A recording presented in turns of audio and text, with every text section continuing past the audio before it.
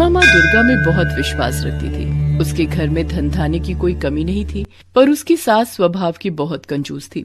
वो अपने लिए तो जी खोलकर खर्च करती, पर कभी भी कोई दान पुण्य नहीं करती थी। अगर हेमा किसी को कुछ देने लगे तो उस पर चिल्ला पड़ती थी, सेब ले लो, सेब मीठे मीठे लाल रसीले सेब ले लो। ओ सेब वाले भैया, ये सेब कैसे लगाए? हेमा बहू, ये हाथ में क्या है? माँ जी, वो मैंने अपने लिए 2 रोटी बनाई थी, पर मुझे भूख नहीं है, इसीलिए 1 रोटी इन बूढ़े बाबा को दे रही थी। वो बहुत भूखे दिखाई दे रहे हैं। चुपचाप रोटी को अंदर लेकर जाओ। आटा इतना सस्ता नहीं है जो भिखारियों को बांटते फिरो। अभी नहीं खानी तो रात में खा लेना गरम करके। पैसों की बचत करना सीखो। ये नहीं कि हमारा हाथ खुला हुआ है। हमारे पास अच्छे पैसे हैं तो हम उसको उजाड़ दें। ला भैया, 2 किलो सेब तोल दे। वैसे तू 100 रुपए महंगे लगा रहा है। चल कोई नहीं। ये लो अम्मा जी। कभी कभी हेमा का मन बहुत दुखी होता था, क्योंकि घर में पैसे होने के बावजूद भी वो किसी की सहायता नहीं कर पाती थी। माँ, आपको पता है आज एक नया ग्राहक जुड़ा है। बहुत अच्छी कमाई होगी इन सर्दियों के सीजन में। उस ग्राहक को हमारी फैक्ट्री के स्वेटर बहुत पसंद आए हैं। ये तो बहुत बढ़िया बात है सुमित बेटा। बस तू ऐसे ही खूब पैसे कमाता जा। घर में पैसे जुड़े होते हैं तो किसी बात की कोई परेशानी नहीं होती। बस काम अच्छा चलता रहना चाहिए। सुमित का काम अच्छा चल रहा था, कमाई भी बहुत अच्छी हो रही थी। एक दिन हेमा की सास आंगन में बैठी अपने पर्स में से नोट गिन रही थी, पर वो बार बार गिनती भूल जाती। एक साधु बाबा द्वार पर बहुत देर से खड़े भिक्षा मांग रहे थे। ये नोट गिनते गिनते तंग आ गई हूँ। ये नोट है या मुसीबत? गिनती ही ठीक नहीं हो रही। ज्यादा पैसा होना भी मुसीबत ही है। माई, बाबा को कुछ दे दो, बहुत भूख लगी है। अरे बाबा, मैं पहले ही इन रुपयों से परेशान हूँ, ऊपर से तुम परेशान कर रहे हो। जब तक ये नोट मेरे हाथ में है तुम्हें कुछ नहीं मिलेगा। जाओ यहाँ से। तुम पैसों से इतनी परेशान हो कि एक भूखे को भोजन देने का भी समय नहीं है। माई, अगर तुम इन रुपयों से इतनी ही परेशान हो तो ईश्वर करे तुम्हारी ये परेशानी जल्दी दूर हो जाए। फिर तुम किसी भूखे को खाली हाथ मत लौटाना। हेमा की सास का ध्यान अभी भी नोट गिनने में ही था। वो गुस्से से झुंझला रही थी और उसने देखा कि जब वो नोट नहीं गिन पा रही है, इतनी देर में साधु बाबा भी भूखे द्वार से लौट चुके थे। हेमा उस समय घर पर नहीं थी, उसे इस बारे में कुछ भी नहीं पता था। सुमित शाम को घर लौटता है तो उसका मन उदास था। क्या हुआ?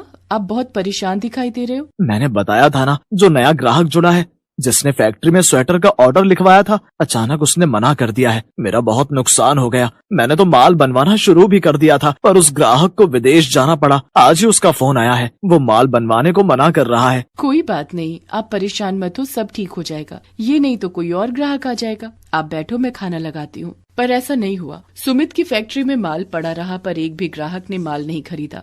धीरे धीरे सुमित का सारा काम ठप हो गया और वो कर्जे में डूब गया। घर में पैसों की तंगी आ गई। हेमा और उसकी सास दोनों के सारे गहने बिक गए। मकान गिरवी रखना पड़ा। फैक्ट्री को ताला लग गया और वो लोग बहुत गरीब हो गए।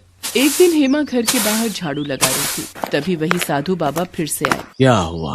आज भी मैं यहाँ से भूखा जाऊंगा? हेमा की सास देखती है ये तो वही बाबा हैं जो कुछ दिन पहले उसके घर से भूखे गए थे। हेमा की सास की आंखों में आंसू आ जाते हैं। नहीं बाबा, ऐसी बात नहीं है। पहले मेरे घर में रुपया पैसा सब कुछ था, मैं तब भी आपको भूखे पेट भेज रही थी। आज मेरे घर में अन्न का दाना नहीं है, इसलिए मैं आज भी आपको द्वार से भूखा भेजने पर मजबूर हूँ। मुझे माफ करना बाबा, अब हम पहले जैसे धनवान नहीं रहे, हम बहुत गरीब हो गए हैं। रुकिए बाबा, ये रोटी और चटनी आप खा लो। बेटी, तुमने मुझे अपने हिस्से का भोजन दे दिया और तुम भूखी रहोगी? बाबा, मैं भूखी कहाँ हूँ। मैंने माँ दुर्गा का नाम लेकर उनके प्रसाद की मिश्री खा ली। मेरा तो उसी से पेट भर गया। जीती रहो बेटी, तुम माँ दुर्गा की सच्ची भक्त हो। घर में ये परेशानियाँ इसीलिए आई हैं क्योंकि तुम्हारे घर से कभी भी किसी गरीब और बेसहारा को दान पुण्य नहीं हुआ था। तुम माँ दुर्गा के नवरात्रि व्रत धारण करो। माँ दुर्गा से भूल के लिए क्षमा मांगो।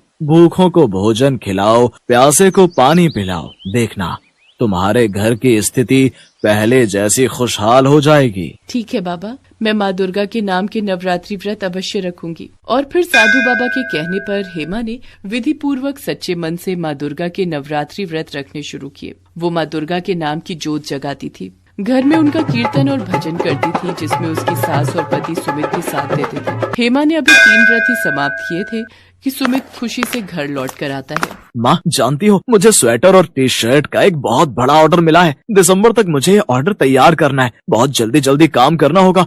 कस्टमर ने मुझे माल बनाने के एडवांस में रुपए भी दे दिए हैं। तू सच कह रहा है बेटा? हेमा बहू, ये सब तेरे द्वारा रखे गए माँ दुर्गा के नाम के नवरात्रि व्रत और पूजा का ही प्रभाव है, जो आज सुमित को इतना बड़ा ऑर्डर मिला है। जय माँ दुर्गा। और माँ दुर्गा के आशीर्वाद से हेमा के परिवार की खुशियाँ फिर से लौट आती हैं। सुमित का काम फिर से ठीक हो जाता है। अब हेमा की सास भी दान पुण्य करने के लिए मना नहीं करती थी, बल्कि खुद अपने हाथों से गरीबों को दान देती थी। हेमा के परिवार की आर्थिक स्थिति अब बहुत अच्छी हो गई थी, इसलिए वो नियम अनुसार नवरात्रि पर्व आने पर रामनवमी के दिन दुर्गा मंदिर में भंडारा करवाने लगी। कुछ समय बाद माँ दुर्गा की कृपा से हेमा के घर 2 बच्चों का जन्म हुआ। बेटा बेटी के जन्म के बाद माँ दुर्गा के आशीर्वाद से हेमा के जीवन में संपूर्ण खुशियाँ आ गई थीं। शादी का पंडाल सजा था। गौरी के माता पिता विदाई के लिए तैयारियां कर रहे थे। अचानक गौरी सबके पांव छूने के लिए बढ़ती है। तभी उसका पैर फिसल जाता है और वो हवन कुंड के ऊपर गिर जाती है। सब तरफ शोर मच जाता है। अरे दुल्हन जल गई, दुल्हन हवन कुंड में गिर गई। ये कैसा अनर्थ हो गया? शादी होने के बाद दुल्हन हवन कुंड में गिर गई। हे राम! सब तरफ दुख का माहौल बन जाता है। देखिए, गौरी का आधा चेहरा जल गया है।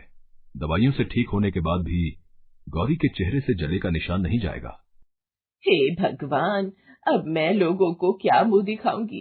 एक जली हुई बहू की मुंह दिखाई होगी, लोग थू थू करेंगे। माँ, मैं इस शादी को नहीं मानता। मुझे इसके साथ नहीं रहना। मैं इस शादी को तोड़ रहा हूँ। अब नहीं नहीं दामाद जी, ऐसा मत कहो। मेरी बच्ची को ऐसे मत छोड़ो। अब तो आप दोनों का विवाह हो चुका है। अगर आपने इसे नहीं अपनाया तो मुझ गरीब अभागे की बच्ची कहाँ जाएगी? हम पर रहम करो। ये सब जो भी हुआ है, इसमें हमारी बच्ची का कोई दोष नहीं। सुमित्रा जी, आप ही सूरज बेटे को समझाइए ना। सूरज बेटा, अब अगर हम इसे यहाँ छोड़ जाएंगे तो हमारे गांव के लोग हमें ही गलत समझ लेंगे। उन्हें दिखाने के लिए इसे साथ ले जाना ही सही रहेगा। बेमन से गौरी की सास और पति उसे विदा कर ले जाते हैं। गौरी की मुश्किलों के दिन शुरू हो जाते हैं। वो रोजाना ही अपने पति और सास के ताने सुनती थी। क्या बात है, आज कुछ खाना पीना नहीं बनाना?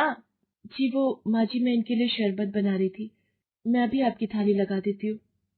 जैसी जली सी सूरत है, वैसी ही जली रोटियां बनाई है। और हाँ, जल्दी जल्दी ये कपड़े और बर्तन का काम निपटा ले। गेहूं की बोरियां आंगन में रखी हैं। सारी गेहूं धोकर सुखाकर बिनकर ड्रम में भरनी है। दोपहर तक ये काम खत्म हो जाना चाहिए। मैं पड़ोस में होकर आती हूँ। गौरी चुपचाप सारे अत्याचार सहन कर रही थी। सूरज के मन में गौरी के लिए बहुत नफरत थी। वो उसे एक आंख भी पसंद नहीं करता था। धीरे धीरे गौरी की शादी को 2 साल बीत जाते हैं।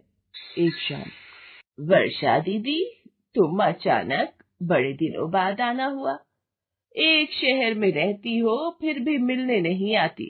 अरे अब आ गई ना, ये ले, तुझे मिठाई खिलाने आई हूँ। पोता हुआ है बहू को, पोता। अब इतनी बड़ी खुशखबरी तुझे नहीं दूंगी तो कैसे काम चलेगा? बहू के तो अभी साल भर भी नहीं हुआ शादी को और खुशखबरी दे दी। एक हमारी बहू को देखो, सूरत और किस्मत दोनों ही खराब हैं इसकी तो। गौरी सास की बातें सुनकर फूट फूट कर रोने लगती है। वो अब हिम्मत हार चुकी थी। उसे उस गलती की सजा मिल रही थी जो उसने की ही नहीं थी। एक दोपहर घर पर कोई नहीं था। गौरी आंगन की सफाई कर रही थी, तभी बेटी, बाबा को भिक्षा मिलेगी, बहुत भूख लगी है। ये लीजिए बाबा। जीती रहो बेटी। माँ अम्बे तुम्हारी झोली खुशियों से भर दे। मुझे तुम्हारा आने वाला कल बहुत अच्छा दिखाई दे रहा है। ऐसा कुछ भी नहीं होगा।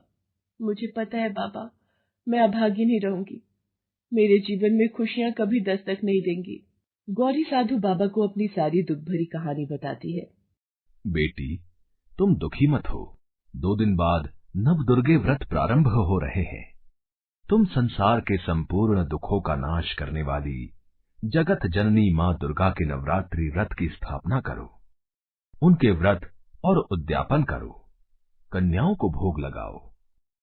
देखना, तुम्हारे जीवन के सभी दुखों का नाश हो जाएगा। सच बाबा, यदि ऐसा है तो मैं दुर्गा के नवरात्रि व्रत जरूर रखूंगी। गौरी के मन में माँ दुर्गा के व्रत रखने की इच्छा जाग जाती है। वो अपनी सास और पति से नवरात्रि व्रत रखने के लिए कहती है। अगर तू इस गलतफहमी में है कि तेरे ये व्रत रखने से मेरे और तेरे रिश्ते में सब कुछ ठीक हो जाएगा, तो ऐसा कभी नहीं होगा। मुझे तेरी शक्ल से भी नफरत है। हम तुझे एक फूटी कौड़ी भी नहीं देंगे, तू चाहे भूखी रहे या प्यासी रहे। गौरी की सास और उसके पति ने साफ मना कर दिया था कि वो गौरी की कोई सहायता नहीं करेंगे और न ही उसे पैसे देंगे। गौरी बहुत दुखी हो जाती है, पर उसे नवरात्रि व्रत रखने थे। गौरी सुबह उठकर माँ दुर्गा की पूजा और आराधना करती और माँ दुर्गा के चरण धुलाकर चरणामृत का पान करती। एक शाम। अरे किशोर, तू शहर से कब आया? और ये मेरी पत्नी सविता है। आज सुबह ही आया था, तो मन था कि तुमसे मिलना है। मुझे पता चला कि तेरी भी शादी हो गई है। भाभी कहाँ है? वो मंदिर गई है। आओ तुम बैठो।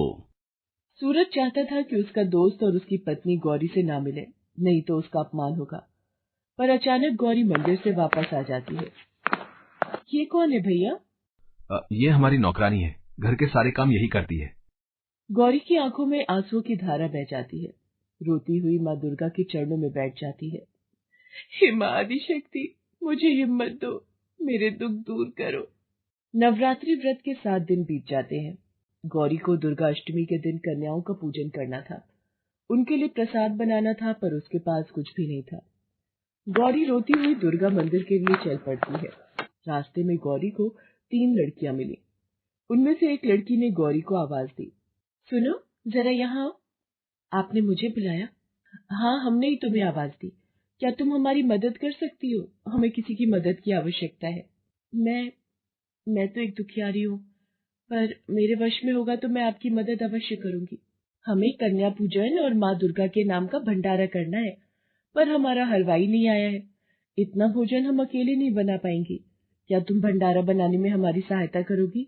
माँ दुर्गा के नाम का भंडारा और कन्या पूजन, मुझे भी अपने व्रत का उद्यापन करना है।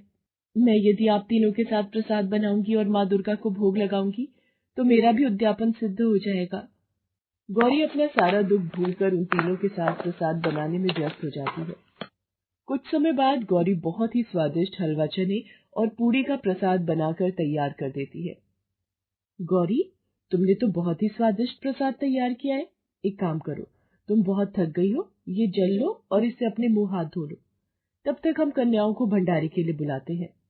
आप तीनों बहुत प्यारी हो। आप तीनों कन्याओं के नाम क्या है? सरस्वती, लक्ष्मी, काली। आप तीनों तो लगता है माँ वैष्णवी के 3 अवतार हो। सब हमें यही कहते हैं कि हम तीनों देवी वैष्णवी के 3 स्वरूप हैं। देखो, कन्याएं भी आ गई हैं। तुम इन्हें अपने हाथों से भोग खिलाओ। गौरी कन्याओं को भोग खिलाने में व्यस्त हो जाती है। कुछ देर बाद एक छोटी सी कन्या गौरी से कहती है, दीदी, आप बहुत सुंदर हो। मुझे भी आपके जैसी बिंदी चाहिए जो आपने अपने माथे पर लगा रखी है। कौन सी बिंदी बेटा? और मैं तो बिल्कुल भी सुंदर नहीं हूँ। मेरे चेहरे पर तो निशान है। आपके चेहरे पर तो कोई निशान नहीं है दीदी। ऐसा कैसे हो सकता है? आ, मेरे मेरे चेहरे का निशान कहाँ गया? यहाँ पर तो जलने का निशान था। सरस्वती, लक्ष्मी, काली, आप तीनों कहाँ हो? जब मैं आपसे मिली थी आपने देखा था ना मेरे निशान को। अरे, ये तीनों कहाँ गई? दीदी, आपके साथ तो कोई भी नहीं था। हम जब यहाँ आए थे आपने ही हमें भोग खिलाया था। हम तो यहाँ से और जगह जा रहे थे, आपने ही तो हमें आवाज लगाई थी। गौरी देखती है जहाँ पर प्रसाद के पतीले रखे थे उन पर 3 फूल रखे हैं। गौरी को समझ आ जाता है कि साक्षात वैष्णवी के 3 रूप, देवी सरस्वती, देवी लक्ष्मी और देवी काली, गौरी की सहायता के लिए आई थी और उन्होंने यही 3 नाम बताए थे। गौरी बेहोश हो जाती है। इतनी देर में गौरी की सास और पति सूरज भी वहां पहुंच जाते हैं। डॉक्टर गौरी का चेकअप करती है। गौरी को होश आ जाता है। बधाई हो माता जी, आपकी बहू गर्भवती है, ये माँ बनने वाली है। क्या डॉक्टर, आप सच कह रही हैं? गौरी बहू माँ बनने वाली है? माँ जी, ये सब माँ दुर्गा के नवरात्रि का ही फल है। गौरी, तुम्हारे चेहरे से निशान कैसे गायब हो गया? ये सब 3 देवियों की शक्ति का चमत्कार है। गौरी सास और सूरज को सारी घटना बताती है। सूरज, 3 लड़कियां ही तो आई थी जिन्होंने हमें बताया कि गौरी कन्या पूजन और भंडारे की व्यवस्था कर रही है। इसीलिए हम तुम्हारे पास पहुंचे। इसका मतलब माँ दुर्गा ने हमें भी दर्शन दिए। हे माँ दुर्गा, हमारे पापों को क्षमा करना। गौरी, हमें माफ कर दो। हम तुम्हारे जैसी देवी को नहीं पहचान पाए। औरत तो देवी का रूप होती है। मैं खुद एक औरत हूँ और मैंने तुम्हारे साथ बहुत गलत किया। मुझे माफ कर दो गौरी, मैंने तुम्हारा पति होकर भी तुम्हारे साथ इतना गलत व्यवहार किया। मैंने आप दोनों की किसी बात का बुरा नहीं माना। आप दोनों मेरे अपने हो। हे माँ शेरावाली, आपकी सदा ही जय हो। जैसे आपने मेरी झोली खुशियों से भर दी, वैसे संसार में सभी दुखियों की झोली खुशियों से भर दो माँ। मेरी यही प्रार्थना है।